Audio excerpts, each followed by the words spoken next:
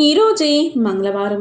ఎంతో విశేషమైన ఈరోజు లక్ష్మీదేవికి సంబంధించిన ఈ కథను వింటే చాలు జన్మల పాపాలు దోషాలు తొలగిపోతాయి. లక్ష్మీ కటాక్షం మీకు కలుగుతుంది. మరి ఆ కథ ఏంటో ఇప్పుడు ఈ వీడియోలో తెలుసుకుందాం. ఓ జగన్మాత, జగజ్జనని, జీవులందరిలోనూ అజ్ఞానమనే చీకటిని పారద్రోలే దివ్యకాంతి శక్తివి నీవే. నీవు ఎంతో దివ్య తేజస్సుతో ప్రకాశిస్తూ మమ్ములందరినీ అనుగ్రహిస్తున్నావు. మా యందు దయవుంచి నీలోని శతకోటి సూర్య సమానమైన తేజస్సు నుంచి ఒక కలను నా యందు ప్రసరింపవలసిందిగా ప్రార్థిస్తున్నాను. తద్వారా సర్వ ఐశ్వర్యాలను ప్రసాదించి నన్ను అనుగ్రహించు తల్లి. సర్వోన్నతురాలైన శ్రీ మహాలక్ష్మి అత్యంత ప్రధానమైన 6 లక్షణాలతో భాసిస్తూ లోకాన్ని దీవిస్తూ ఉంటుంది. సర్వలోకాలను సర్వ ప్రదేశాల్లోనూ సర్వావస్థల యందును ఇతరుల అందరిచేత ఆ తల్లి ఆశ్రయించబడి ఉంటుంది. జగత్ కళ్యాణ చక్రవర్తి అయిన శ్రీమన్నారాయణ వారిని ఎల్లప్పుడూ ఆశ్రయించి ఉంటుంది. ఆ తల్లిని మనసారా కొలిచిన వారికి సర్వ సౌభాగ్యాలు లభిస్తాయి. జగన్మాత, నీకు అనేక నమస్కారాలు. మాకు కావలసింది జగజ్జనని అయినా నీకు తెలిసినట్టుగా మరెవరికి తెలుస్తుంది తల్లి? నీవు ఆ శ్రీమన్నారాయణుడు ఇద్దరూ మీ అనుగ్రహాన్ని మాపై ప్రసరింపవలసింది. తల్లి, తెలిసి తెలియక మేము జన్మ జన్మల్లో చేసిన పాపాలను క్షమింపవలసింది. తల్లి, నీ అనుగ్రహం ఉంటే ఎన్ని జన్మల పాపాలైనా ఇట్టే పోగలవంటారు. నిన్ను ఆశ్రయించిన వారికి దేనికి లోటు ఉండదు అంటారు. సర్వధర్మ స్వరూపివైన నీకివే మా నమస్కారాలు. మాకు ముందు ముందు ఏ కష్టాలు కలగకుండా ప్రస్తుతం పడుతున్న కష్టాలన్నీ తొలగిపోయి జీవితం సుఖంగా గడిచేలా అనుగ్రహించు తల్లి. నీ అనుగ్రహం ఉంటే మనసు కూడా నిర్మలంగా ఉంటుంది అంటారు. నా మనసు ఎల్లవేళలా ప్రశాంతంగా సంతోషంగా ఎటువంటి దురాలోచనలకు లోనవ్వకుండా ఉండేలా అనుగ్రహించు తల్లి. సర్వాభీష్ట ప్రదాయనివి అయినా ఓ తల్లి, నీకు ఇవే మా నమస్కారాలు. పూర్వకాలంలో అవంతి నగరంలో సుబ్బిశెట్టి అనే వర్తకుడు ఉండేవాడు. స్వతహాగా లోభత్వం కలిగిన సుబ్బిశెట్టి ఎవరికీ ఏ సహాయమూ చేసేవాడు కాదు. వారు ఎంతటి ఆప్తులైనా, వారెంతటి కష్టంలో ఉన్నా ఏమాత్రం ధన సహాయం చేసేవాడు కాదు. అతని లోభత్వాన్ని చూసి అందరూ అతన్ని ఈసడించుకునేవారు. ఆ ఊరి దేవాలయంలో ఉత్సవాలు జరిగినప్పుడు వర్తకులందరూ ఎంతో సొమ్ము దానంగా ఇచ్చేవారు. కానీ సుబ్బిశెట్టి మాత్రం చాలా కొద్ది సొమ్ము మాత్రమే, అది కూడా వారిని విసుక్కుంటూ ఇచ్చేవాడు. అతని లోభత్వం భార్య, వారికి గల 2 కుమార్తెలకు కూడా బాధ కలిగించేది. కొంతకాలానికి వారి కుమార్తెలకు వివాహాలు జరిగి వారి దారిన వారు వెళ్ళిపోయారు. వయసు మీద పడుతుంది కదా, ఇక తీర్థయాత్రలకు తీసుకెళ్లమని భార్య సుమతి సుబ్బిశెట్టిని ఎంతో ప్రాధేయపడేది. అది అంతా చాలా వ్యయ ప్రయాసలతో కూడిన పని. ఇక్కడి నుంచే నమస్కరిస్తే సరిపోతుంది అని భార్యను కసురుకునేవాడు సుబ్బిశెట్టి. రోజులు ఇలా గడుస్తూ ఉండగా భార్య సుమతికి ఏదో తెలియని వింత రోగం వచ్చింది. పగలంతా చక్కగా ఉండే మనిషి సాయంత్రం కాగానే విపరీతమైన కాళ్ళనొప్పులు వచ్చి కదల్లేకపోయేది. బాధతో విలవిలలాడిపోయేది. భార్య ఇంత బాధపడుతున్నా సుబ్బిశెట్టి మాత్రం ఆమెను ఏ వైద్యుడి వద్దకు తీసుకెళ్లలేదు. మందులకు చాలా వ్యయమవుతుందని ఆమెను కసురుకునేవాడు. రోజురోజుకు సుమతి బాధ ఎక్కువ కాసాగింది. ఇదివరకు సాయంత్రానికి వచ్చే కాళ్ళనొప్పులు ఇప్పుడు మధ్యాహ్న సమయానికే రాసాగాయి. అంతేకాక చేతులు కూడా విపరీతంగా నొప్పి చేయసాగాయి. ఏ వస్తువు ఇటు తీసి అటు పెట్టే ఓపిక లేకపోయింది. భార్య ఇంత బాధపడుతున్నా సుబ్బిశెట్టి తనకు ఏమీ పట్టనట్టు ఉండేవాడు. వైద్యుని వద్దకు తీసుకువెళ్లేవాడు కాదు.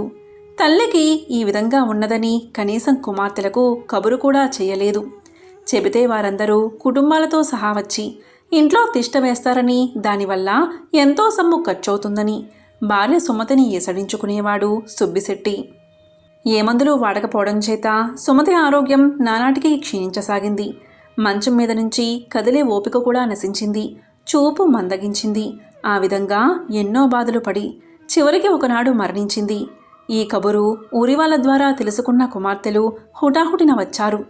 తండ్రి పిసినారితనం వల్ల తల్లికి సరిగ్గా వైద్యం కూడా చేయించలేదని తెలుసుకుని ఎంతో బాధపడ్డారు. తండ్రిని ఎంతో ఈసడించుకున్నారు. భార్య చనిపోవడంతో సుబ్బిశెట్టిలో కొంత మార్పు వచ్చింది. చేసిన పాపాల వలన వ్యాపారం బాగా దెబ్బతింది. కానీ లోభత్వం మాత్రం ఏమాత్రం తగ్గలేదు. కొన్ని నెలలు వ్యాపారం సరిగ్గా లేక చాలా నష్టమొచ్చి చివరకు ఉన్న ఇల్లు కూడా అమ్మవలసి వచ్చింది. ఊరివారెవరూ ఎటువంటి సహాయం చేయడానికి ముందుకు రాలేదు. చివరికి తినడానికి లేక పూట గడవక చాలా కష్టాలు పడ్డాడు.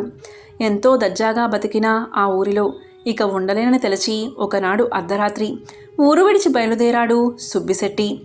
ఒంట్లో ఏమాత్రమూ ఓపిక లేదు. అయినా అలాగే చేతికర్ర సహాయంతో అడవిదారి బట్టి వెళ్ళాడు. ఉదయానికి మరో ఊరు చేరాడు.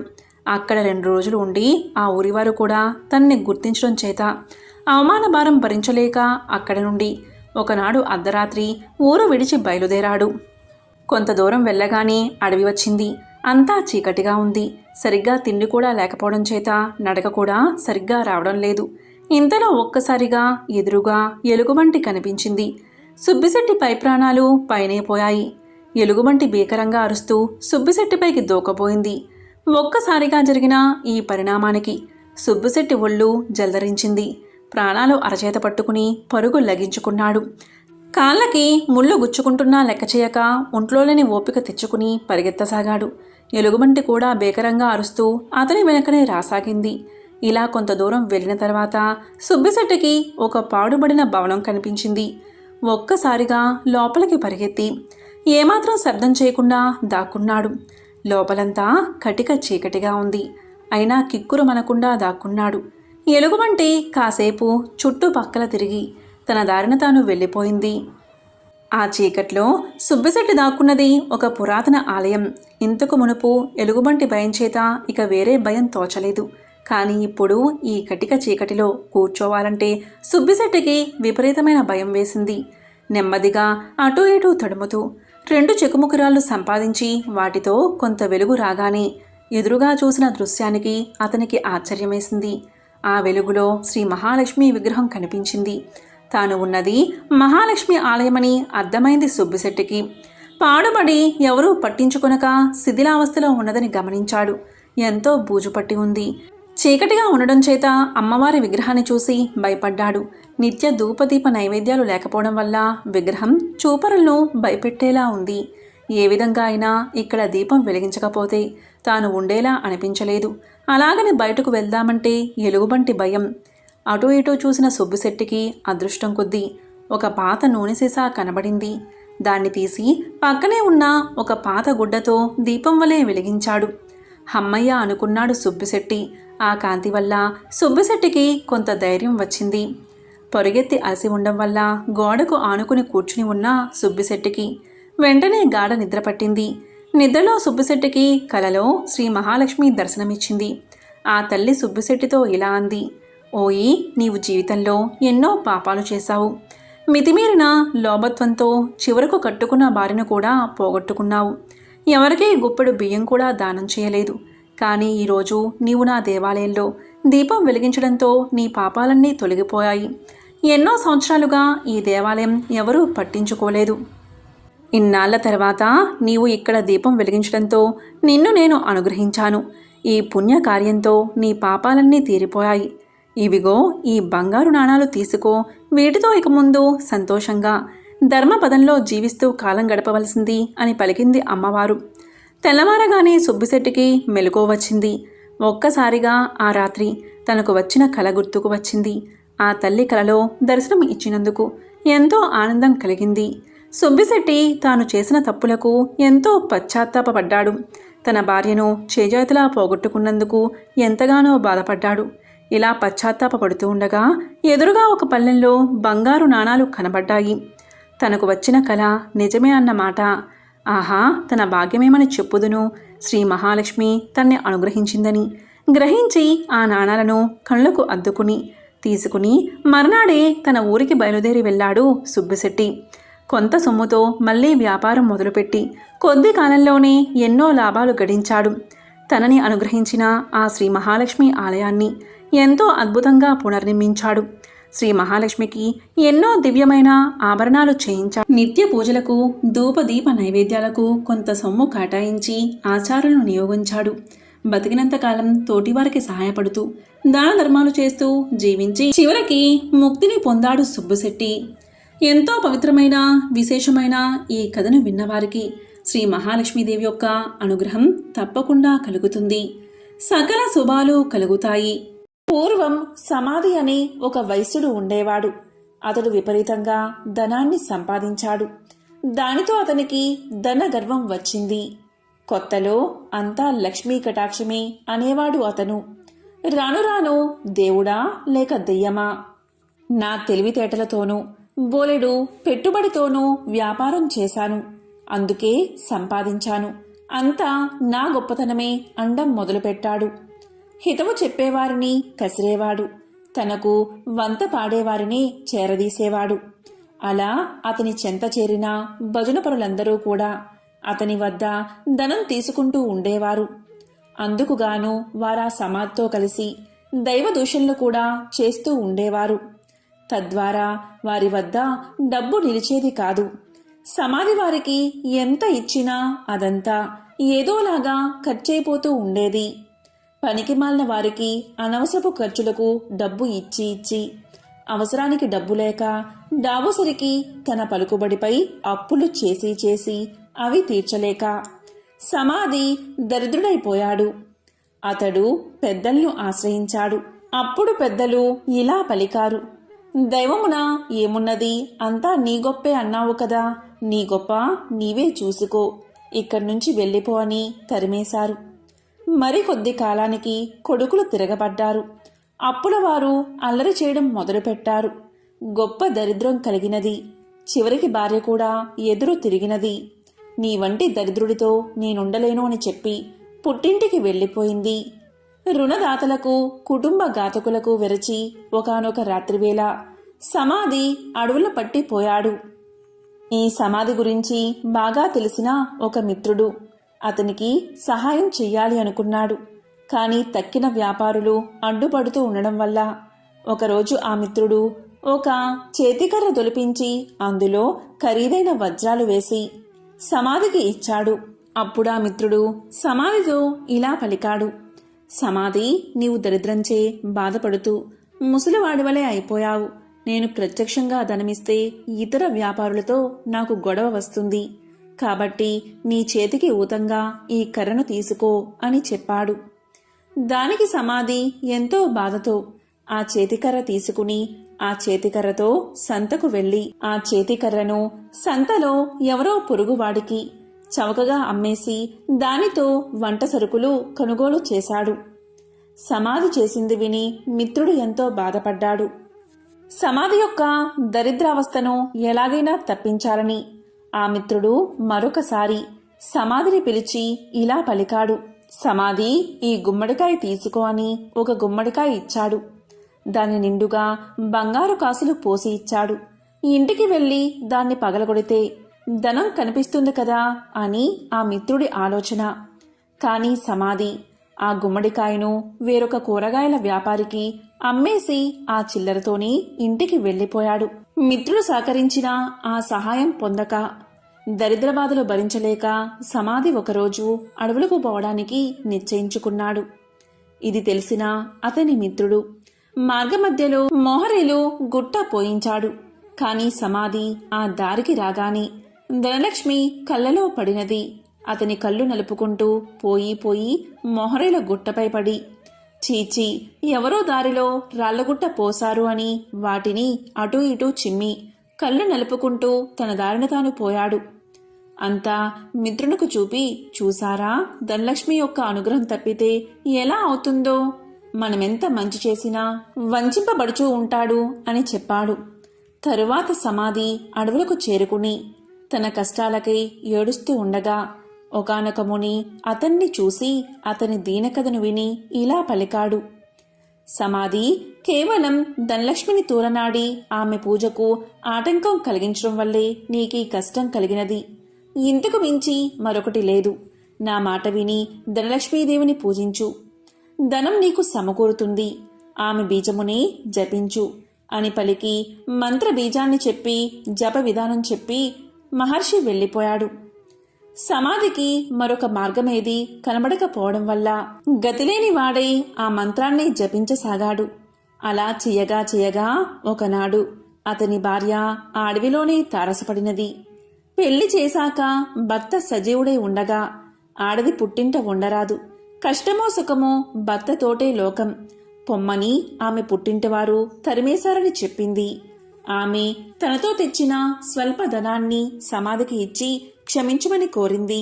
అతి త్వరలో దీపావళి రాబోవుచుండడుచే సమాధి ఆదనంతో నగరానికి వెళ్ళి తగు సామాగ్రలు కొని అదేవిధంగా పురోహితుడికి క్షమాపణ చెప్పుకుని తనతో పాటు అడవులకు తీసుకువచ్చాడు. దీపావళి రాత్రి యథావిధిగా యథాశక్తిగా ధనలక్ష్మి పూజను చేసుకున్నాడు సమాధి. దానితో సంతృప్తిగా శాంతించిన ధనలక్ష్మి సమాధిని అనుగ్రహించింది. దాంతో పురోహితుడు ఊరిలోనికి పోయి సమాధి ఉనికిని అతనిలోని మార్పును అందరికీ తెలియచేశాడు. సమాధి మిత్రుడు అలాగే విప్రుడు కూడా దీన్ని సమర్థించారు.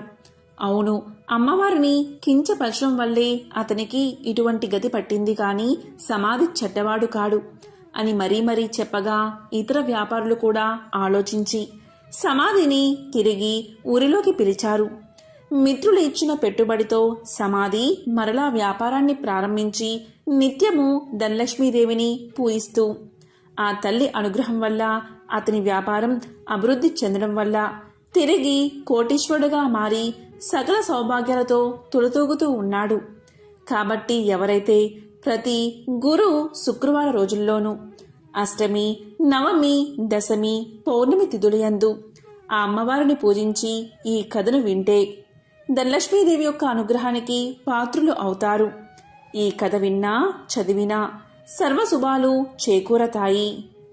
ఇది ధనలక్ష్మీదేవి యొక్క కథ. త్రిలోక సంచారి అయిన నారద మునికి ప్రతిదీ తెలుసుకోవాలని ఆతృత ఉంటుంది. ఇది మనందరికీ తెలిసిన విషయమే. అదేవిధంగా నారదముని ఒకసారి ఆతృతగా లక్ష్మీదేవిని ఇలా అడుగుతాడు. అమ్మా లక్ష్మీదేవి, మీరెప్పుడూ కూడా విష్ణుమూర్తి పాదాలను ఎందుకు నొక్కుతారు అని అడుగుతాడు. దానికి లక్ష్మీదేవి ఇలా సమాధానం చెప్తుంది. మానవుల నుండి భగవంతుడి వరకు గ్రహాలన్నీ తన్ను ప్రభావితం చేస్తాయని లక్ష్మీదేవి సమాధానం చెప్తుంది. ఈ గ్రహాల చెడు ప్రభావం శ్రీహరి పాదాలను నొక్కడం ద్వారా ముగుస్తుంది. కాబట్టి ఆమె తన శ్రీహరి పాదాలను నొక్కుతుంది అని సమాధానం చెప్తుంది. ఒక మహిళ చేతిలో దేవతల సర్వోన్నతుడైన బృహస్పతి నివసిస్తాడు. రాక్షసుల గురువు శుక్రాచార్యుడు మనుషుల పాదాలలో నివాసముంటాడు. భార్య తన భర్త పాదాలను నొక్కినప్పుడు గ్రహాల యొక్క చెడు ప్రభావాలను నివారించడంతో పాటు సంపద కూడా వృద్ధి అవుతుందని లక్ష్మీదేవి విష్ణు పాదాలను నొక్కడానికి కారణమని ఆమె ఎంతో సులువుగా నారదుడికి సమాధానం చెప్తుంది. లక్ష్మీదేవి ఐశ్వర్యానికి దేవత, జ్యేష్ఠాదేవి దారిద్ర్య దేవత. ఒకసారి వీరిద్దరికీ ఒక చిన్న అనుమానం వచ్చింది. ఆ అనుమానం ఏంటి అంటే తమలో ఎవరు చాలా అందంగా ఉన్నారో అని. ఈ విషయమై వీరిద్దరూ వాదించుకుంటూ ఉండగా వారికి ఎదురుగా ఒక వ్యాపారి వస్తువు కనిపించాడు. ఇక వాదించడం ఆపేసి ఆ వ్యాపారిని అడిగి నిజం తెలుసుకోవాలి అనుకున్నారు అక్కా చెల్లెళ్ళు. అలా అనుకున్నదే తడవుగా జ్యేష్ఠాదేవి లక్ష్మీదేవిలు అతడి ముందుకు వెళ్ళి నిల్చున్నారు. తామిద్దరం ఎవరమో కూడా అతడికి వివరించి చెప్పారు. ఐశ్వర్య దేవత లక్ష్మీదేవి, దారిద్ర్య దేవత జ్యేష్ఠాదేవి ఇద్దరూ ప్రత్యక్షమై కనిపించి అలా అడిగేసరికి ఆ వ్యాపారికి నోట మాట రాలేదు. ఇద్దరూ ఒకేసారి కనిపించినందుకు సంతోషించాలో లేక బాధపడాలో కూడా అతనికి అర్థం కాలేదు. విషయమంతా విన్న ఆ వ్యాపారి భయంతో వణికిపోయాడు. ఇద్దరిలోనూ లక్ష్మీదేవే అందమైనదని అతనికి తెలుసు. అయితే నిజాన్ని చెబితే జ్యేష్ఠాదేవికి కోపం వస్తుంది. ఆమెకు కోపం వస్తే తనను ఇంకా పేదవాడిని చేస్తుందని తెలుసు. ఇక లక్ష్మీదేవి అందంగా లేదని చెబితే ఆమెకు కోపం వస్తుంది. ఆమెకు కోపం వస్తే తనకున్న ఈ మాత్రం సంపదను కూడా లేకుండా చేసేస్తుంది. ఏం చేసేది భగవంతుడా అంటూ తలపట్టుకున్నాడు. ఇంతలో ఆ వ్యాపారికి ఒక మెరుపులాంటి ఆలోచన వచ్చింది. ఏదైతే అది అయిందని మనసుకు సర్ది చెప్పుకున్న ఆ వ్యాపారి ఆ దేవతలిద్దరికీ నమస్కారం చేశాడు. వెంటనే ఆ వ్యాపారి ఇలా చెప్పాడు. అమ్మా, ఓ మహాలక్ష్మి, నువ్వు ఇంట్లోకి వస్తున్నప్పుడు నీ అంత అందమైన స్త్రీ భూలోకంలో కానీ స్వర్గలోకంలో కానీ ఎవరూ ఉండరు అని చెప్పాడు. అలాగే జ్యేష్ఠాదేవి వైపు చూసి, అమ్మా, ఓ జ్యేష్ఠాదేవి, నువ్వు ఇంటి నుంచి బయటకు వెళ్తుంటే నీ అందం సొగసు వర్ణించేందుకు మాటలు చాలవు. ఆ సమయంలో నీ అందాన్ని ఎవరితోనూ పోల్చలేమో అని సమాధానం చెప్పాడు. ఆ వ్యాపారి ఎవరి మనసులో నొప్పించిన విధంగా చెప్పిన తీరు జ్యేష్ఠాదేవి లక్ష్మీదేవులను సంతృప్తిపరిచింది. అతడు ఇద్దరిని విజేతలుగా నిర్ణయించాడని వారిద్దరూ అర్థం చేసుకున్నారు. దాంతో ఇద్దరూ అతడి నిర్ణయానికి సంతోషపడుతూ అక్కడి నుంచి మాయమయ్యారు. ఇక్కడ అర్థం చేసుకోవాల్సింది ఏంటి అంటే, జ్యేష్ఠాదేవి లక్ష్మీదేవులు ఎవరికి వారు విజేతలమని అనుకుంటూ వెళ్లారే కాని నిజానికి నిజమైన విజేత ఆ వ్యాపారే. ఎందుకంటే అతడు ఐశ్వర్య దేవత అయిన లక్ష్మీదేవి అభిమానాన్ని పొందడమే కాదు, లక్ష్మీదేవి బద్ధ శత్రువైన జ్యేష్ఠాదేవిని సైతం సంతృప్తిపరిచాడు. కాబట్టి నిజమైన విజేత ఆ వ్యాపారే. లక్ష్మీదేవి అదృష్టానికి శుభానికి సంకేతం, అయితే జ్యేష్ఠాదేవి దరిద్రానికి సంకేతం. పురాణాల ప్రకారం లక్ష్మీదేవి జ్యేష్ఠాదేవులు ఎవరు ఎక్కడ ఉండాలి అనే విషయం గురించి చర్చలు మొదలవుతాయి. ఈ క్రమంలోనే లక్ష్మీదేవి వెళ్లి సముద్ర గర్భంలో దాక్కుంటుంది. సముద్ర గర్భం నుంచి తను బయటికి రావాలని జ్యేష్ఠాదేవి కోరడంతో తాను బయటకు వచ్చి ఏ ప్రదేశంలో కొలువై ఉండాలో తెలియచేస్తుంది. ఈ విధంగా సముద్ర గర్భం నుంచి బయటకు వచ్చిన లక్ష్మీదేవి తాను పసుపు కుంకుమల్లో కొలువై ఉంటానని చెప్తుంది. అందుకే ఏదైనా శుభకార్యాలలో పసుపు కుంకుమలకు అంత ప్రాధాన్యత ఇస్తాము. పెళ్లి పత్రికలకు కూడా పసుపు కుంకుమ రాయడం వల్ల సాక్షాత్తు లక్ష్మీదేవిని ఆహ్వానించినట్లు. ఇలా పసుపు కుంకుమ రాయడం వల్ల ఆ పెళ్లిలో ఎలాంటి ఆటంకాలు లేకుండా లక్ష్మీదేవి కృప నూతన వధూవరులపై ఉంటుందని భావిస్తారు. అందుకే వివాహ ఆహ్వాన పత్రికలకు పసుపు కుంకుమలు రాస్తారని పురాణాలు చెబుతున్నాయి. మనం లక్ష్మీదేవి చిత్రపటాన్ని చూసినప్పుడు ఆమెకు గుడ్లగూప వాహనంగా ఉండడాన్ని చూస్తూ ఉంటాం. లక్ష్మీదేవికి గుడ్లగూప ఎలా వాహనమైనది అనే ప్రశ్న మనల్ని పట్టి పీడిస్తుంది. దానికి సమాధానం ఇప్పుడు తెలుసుకుందాం. ఒకప్పుడు కౌశికుడు అని ఒక గొప్ప విష్ణు భక్తుడు ఉండేవాడు. అతడు గొప్ప సంగీత విద్వాంసుడు. సుమధురమైన తన గాన మాధుర్యంతో మహావిష్ణువుని ప్రసన్నం చేసుకున్నాడు. స్థూల శరీరాన్ని విడిచిన తర్వాత విష్ణు లోకాన్ని చేరుకున్నాడు. శ్రీహరి తన ప్రియభక్తుణ్ణి స్వాగతించి అతని గౌరవార్థం అంతరంగిక సంగీత సభ ఒకటి ఏర్పాటు చేశాడు. ఆ సభలో దేవర్షి నారదుడికి ప్రవేశం లభించలేదు. తుంబురుడికి సకల మర్యాదలతో స్వాగతం చెప్పారు.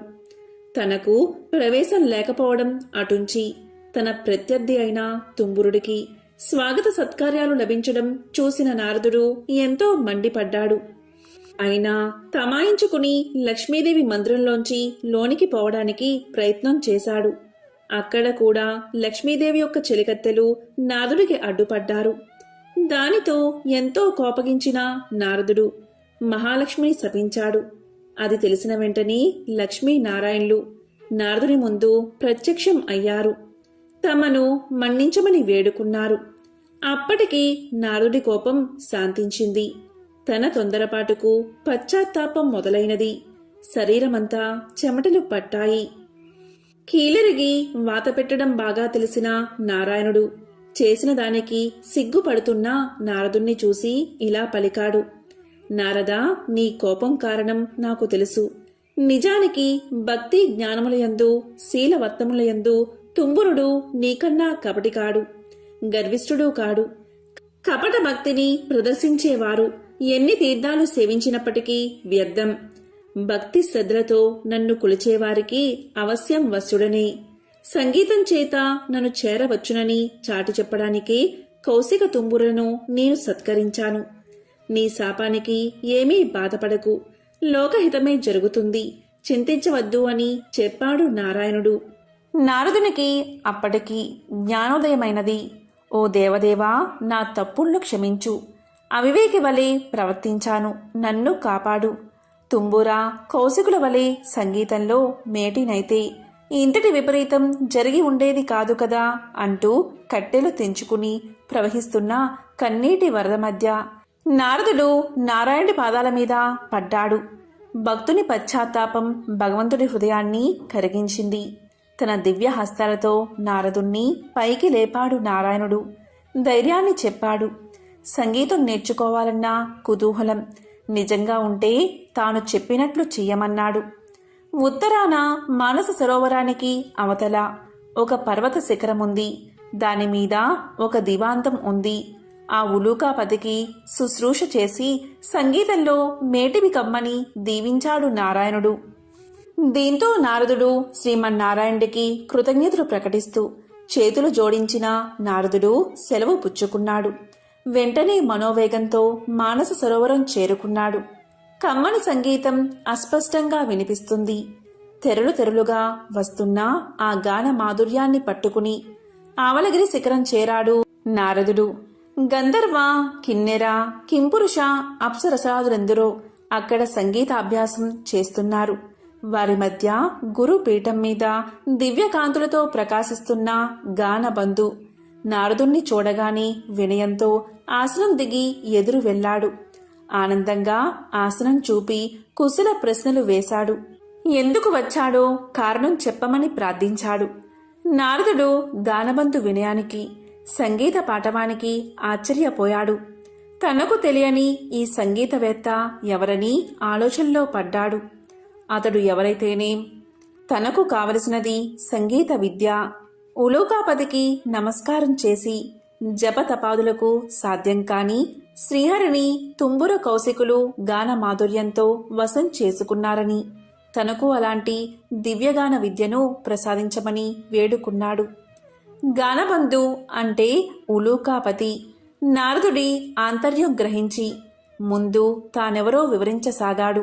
ఓ నారద మహర్షి, నేను చెప్పేది శ్రద్ధగా వినండి. పూర్వం భువనేశుడు అనే రాజు ఉండేవాడు. అతడు చాలా జాలిగుండె కలవాడు, ధర్మవర్తనుడు. సంప్రదాయానుసారం ధర్మకార్యాలన్నీ క్రమం తప్పకుండా నిర్వహించేవాడు. అటువంటి ఉత్తమ పాలకుడు సంగీతాన్ని మాత్రం నిషేధించాడు. ఎవరైనా గానాలాపన చేస్తే మరణశిక్ష విధించమని మంత్రులకు తెలియచేశాడు. భగవంతుణ్ణి కూడా భక్తి గీతాలతో స్తుతించకూడదని చాటింపు వేయించాడు. ఒకరోజు హరిమిత్రుడు అనే భక్తుడు రాజు ఆజ్ఞను మర్చిపోయి భగవంతుణ్ణి కీర్తిస్తూ గానం చేశాడు. ఆ గాన మాధుర్యంలో మునిగిపోయిన ప్రజలు కూడా పాడకూడదు అన్న విషయాన్ని మర్చిపోయారు. వెంటనే రాజభటులు వచ్చారు. హరిమిత్రుణ్ణి రాజు ముందు నిలబెట్టారు. రాజు ఆలోచించాడు. పాడినవాడు బ్రాహ్మణుడు. బ్రహ్మహత్య మహాపాపం, మరణశిక్షతో సమానమైనది రాజ్య బహిష్కరణ. ఇలా ఆలోచించి హరిమిత్రుడి సంపదనంతా స్వాధీనం చేసుకుని రాజ్యం నుంచి వెళ్ళగొట్టాడు రాజు. కాలచక్రం తిరగడం మానదు కదా. కొంతకాలానికి రాజు మరణించాడు. పుట్టిన ప్రతి ప్రాణి గిట్టక తప్పదు. అలాగే గిట్టిన ప్రాణి కూడా పుట్టక తప్పదు. నరుడిగా మరణించిన రాజు గుడ్లగోపగా జన్మించాడు. దివాంద జన్మ కాబట్టి రాత్రులందే ఆహారం సంపాదించుకోవాలి. తిండి ఒక సమస్యగా తయారైనది. పురాకృత దోష ఫలితం కాబోలు. ఒకసారి 4 రోజులైనా ఆహారం దొరకలేదు. ఆకలి దుర్లభమైపోయినది. చివరికి మరణాన్ని ఆహ్వానించాడు. అతడు పూర్వజన్మలో చేసుకున్న సుకృతం వల్ల మరణదేవత యమధర్మరాజు వచ్చి ఎదురుగా నిలబడ్డాడు. ప్రాణం తీయకుండా ఎదురుగా నిలబడ్డ యముణ్ణి చూసి, ధర్మరాజా, ఎందుకు ఈ విధంగా నన్ను బాధపెడుతున్నావు? నేను గత జన్మలో రాజుగా ప్రజలపై ఎంతవరకు దయాదాక్షిణ్యాలు చూపించాలో అంతవరకు చూపించాను. నీవెందుకు నాపై దయచూపవు అన్నాడు భువనేశుడు. దివాంద స్థితికి యమధర్మరాజు ఎంతో జాలిపడ్డాడు. తాను చేసిన తప్పేమిటో తెలియకుండా ఎవరైనా శిక్ష అనుభవించడం ధర్మం కాదు కదా. తెలిసినప్పుడే కదా పశ్చాత్తాపం కలిగేది. అలా ఆలోచించి అసలు విషయం చెప్పాడు యమధర్మరాజు. దివాందమా, నీవు రాజుగా ఉన్నప్పుడు అనేక సత్కార్యాలు చేసిన మాట నిజమే. కాని పరమాత్ముణ్ణి వేద మంత్రాలతో మాత్రమే స్తుతించాలని శాసించడం నీ మూర్ఖత్వం. పరమ పావనమైన సంగీతంతో హరికీర్తన చేసిన హరిమిత్రుణ్ణి శిక్షించిన పాపం తక్కువైంది కాదు కదా. ఆ పాప ఫలితం కొండంతై నీకు లభించిన పుణ్యఫలానికి మించిపోయింది. అదే నేడు నిన్ను పట్టి పీడిస్తుంది. విష్ణు భక్తులకు చేసిన కీడు నీకీ అవస్థ తెచ్చిపెట్టింది. దీని నుంచి బయటపడ్డం ఎవరికీ సాధ్యం కాదు. సమవర్తి చెప్పింది విన్నాక, అంటే యముడు చెప్పింది విన్నాక గాని దివాందానికి తాను చేసిన తప్పేమిటో అర్థం కాలేదు. ఏ మార్గంలో అయినా భగవంతుణ్ణి స్తుతించవచ్చు అనే జ్ఞానం కలిగింది. చేసిన తప్పుకు క్షమించి ఎలా అయినా బయటపడే మార్గం చూపించమని ధర్మదేవత పాదాల మీద పడ్డాడు. దీంతో యముడి హృదయం కూడా ద్రవించింది. ఉలూకరాజా, చేసిన తప్పుకు శిక్ష అనుభవించక తప్పదు. దేనికి మించిన శిక్ష అనుభవించినచో శిక్షాకాలం తగ్గుతుంది. అంగీకరిస్తే ఆ గుహలోనికి రా. అందులో నీ గత జన్మ దేహముంది. అందుండి రోజుకు కొంత మాంసాన్ని చీల్చుకుని భక్షించు. అది పూర్తయిన తర్వాత నీకు శుభం కలుగుతుంది అని దీవించి వెళ్ళిపోయాడు. ఓ మహర్షి, ఆ దురదృష్టవంతుణ్ణి నేనే. ఆ తరువాత నేనొక రోజున నా శవం వద్ద కూర్చుని ఉండగా దివ్య తేజస్వి అయిన ఒక బ్రాహ్మణుడు రథంలో పోతూ నా ముందున్న శవాన్ని చూసి రథాన్ని ఆపాడు. దగ్గరకొచ్చి చూసి, ఇది భువనేశ్వరి కాయం వలె ఉన్నది. ఇది ఇక్కడెలా పడి ఉన్నది? దీన్ని ఈ పక్షి తినడమేమిటి అంటూ ఆశ్చర్యాన్ని ప్రకటించాడు. అప్పటికి నేను ఆ విప్రుణ్ణి గుర్తించాను. అతడు నా చేత బహిష్కరించబడిన హరిమిత్రుడు. వెంటనే అతని పాదాలపై పడి ప్రార్థించాను. తప్పుకు క్షమించమని అడిగాను. దుఃఖాశ్రువులు నేల రాలుతూ ఉండగా యమధర్మరాజు తెలియచేసిన విషయమంతా వివరించాను. హరిమిత్రుడు అది విని చలించిపోయాడు. తన అంతరంగ భావనకు అనుగుణంగా ఇలా పలికాడు. నీ బాధలు చూస్తుంటే నాకెంతో విచారం కలిగింది. నీవు నా ఎడల చూపిన కాఠిన్యం నేను ఆ రోజునే మర్చిపోయాను. నీవు అనుభవించిన బాధ ఇక చాలు. ఈ క్షణం నుంచి నీకు బాధన్నది లేకుండా ఉండుగాక.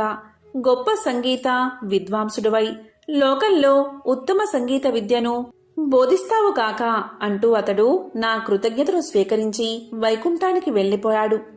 అతని దీవెనలు ఫలించి నేను ఇలా ఉన్నాను అంటూ గానబంధు తన కథంతా వివరించాడు. ఆ తరువాత నారదుడు గానబంధు విద్వాంసుని శిష్యుడయ్యాడు. తొలి రోజుని సంగీతం ఎలా నేర్చుకోవాలో అనే విషయం మీద పాఠం చెప్పాడు. సంగీతం ఒక దివ్య కళ అన్నాడు. తపంతో కాని తామసంతో కాని అది పట్టుబడదు అన్నాడు. కళ కోసం జీవితాన్ని అర్పించాలి అన్నాడు. కష్టపడి నిరంతరం సాధన చేస్తే ఎవరైనా అపురూపమైన ఈ కళలో ఆధిక్యం సాధించవచ్చు అన్నాడు. గౌరవభావం మొహంలో ఉట్టిపడుతూ ఉండగా వినయంగా తలవంచుకుని ఆలకించాడు నారదుడు. ఆ సాధన అలా 1000 ఏళ్లు గడిచాయి. కఠోరమైన దీక్షతో నారదుడు 3 లక్షల రాగాలలో మంచి ప్రావీణ్యం గడించాడు. సహపాఠులంతా పొగిడేస్తుంటే సంగీతంలో ఇక తనకు తిరుగులేదనే గర్వంతో ఉబ్బిపోయాడు. అమిత ఆనందంతో గురువును చేరి కృతజ్ఞతలు చెల్లించాడు. గురుదక్షిణ చెల్లిస్తాను, ఏమి కావాలో సెలవివ్వమన్నాడు. ఎంతటి కోరికైనా సంశయించవద్దు అన్నాడు. శిష్యుడి పలుకులు విన్న ఆ గురువు ఎంతగానో సంతోషించాడు. ఓ మహర్షి, దేవర్షులైన మిమ్మల్ని నేనేమి కోరగలను? దివాందమునకు కావలసిన అవసరాలు ఏముంటాయి? శిష్యుడివి అయినందున ఏదో ఒకటి కోరుకోక తప్పదు. ఈ ధరాతలం నిలిచి ఉండే వరకు సంగీత కళతో పాటు నేను సైతం లోకంలో గుర్తుండేలా వరాన్ని ప్రసాదించు అని తన మనసులోని మాటను బయట పెట్టాడు. అప్పుడు నారదుడు విశాలంగా నవ్వాడు. ఓ గురువర్యా, ఇది మరీ చిన్న కోరిక. ఈ చిరు కోరిక మీకున్న సంగీత పాండిత్యం తీర్చగలదు. శిష్య ప్రశిష్య కోటి వలన భూతలమున సంగీత కళ నిలిచి ఉన్నంత వరకు మీ కీర్తికి అంతులేదు. మీరు చేసిన ఈ మహోపకారానికి గురు దక్షిణగా లక్ష్మీనారాయణల కటాక్షం, వారి సేవా భాగ్యాన్ని, శాశ్వత సన్నిధానమును ప్రసాదిస్తున్నాను. ప్రళయం సంభవించిన వేళ శ్రీ మహావిష్ణువునకు గరుత్మంతుని వలె శ్రీ మహాలక్ష్మికి నీవు వాహనమై తరింతువుగాక అంటూ శిష్యుడికి కానుకను దేవర్షిగా వరాన్ని సమర్పించి సెలవు తీసుకున్నాడు నారదుడు. ఈ విధంగా గానబంధు అనే గుడ్లగూప లక్ష్మీదేవికి వాహనంగా మారింది. శుక్రవారం రోజు ఎవరైతే ఈ కథలను వింటారో లేక చదువుతారో వారికి శ్రీ మహాలక్ష్మీదేవి యొక్క అనుగ్రహం, కరుణా కటాక్షాలు తప్పకుండా కలుగుతాయి. రుణ సమస్యలు తొలగి లక్ష్మీ కటాక్షం కలుగుతుంది. ఓం శ్రీ మహాలక్ష్మియే నమః. ఓం నమో నారాయణాయ. ఓం శ్రీ మాత్రే నమః. ఓం నమ శివాయ.